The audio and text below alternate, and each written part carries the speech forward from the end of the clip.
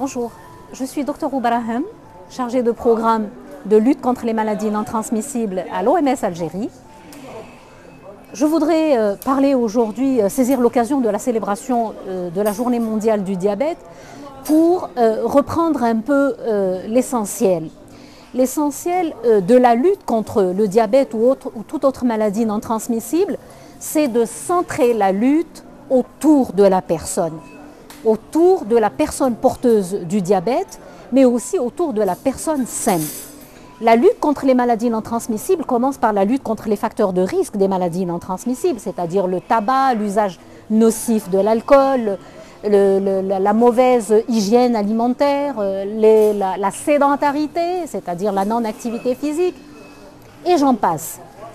Et quand vous entendez un peu tous ces différents facteurs, la première chose qui vous vient à l'esprit, c'est que la lutte doit être multisectorielle. Tous les secteurs sont concernés. Le secteur de l'environnement est concerné. Le secteur de l'environnement devrait créer et dédier des espaces pour faciliter l'accès à l'activité physique aux personnes. Mais on peut faire de l'activité physique sans aller dans une salle ou aller dans une place ouverte, une forêt ou un parc ou un espace de marche. On peut très bien, en faisant ses courses le matin ou en faisant les courses dans la journée, aller faire une marche de 30 minutes. Une marche de 30 minutes, une marche rapide, intense de 30 minutes, par jour, suffit largement pour se maintenir en bonne santé.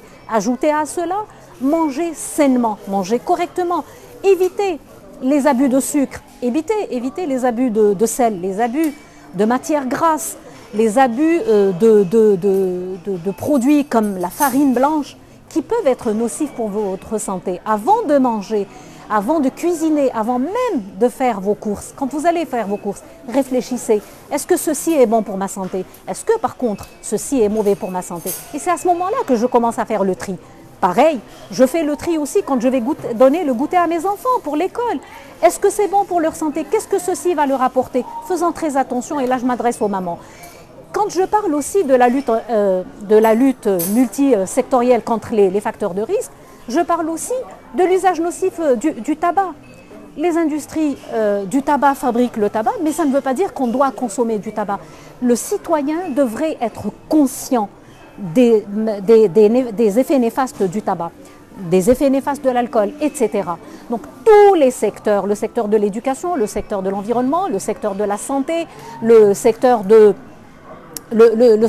forêts, tous les secteurs, mais vraiment tous les secteurs, devraient mettre la main dans la main pour lutter contre les facteurs de risque. Parce que quand on lutte contre les facteurs de risque, on va diminuer les incidences de diabète, de cancer,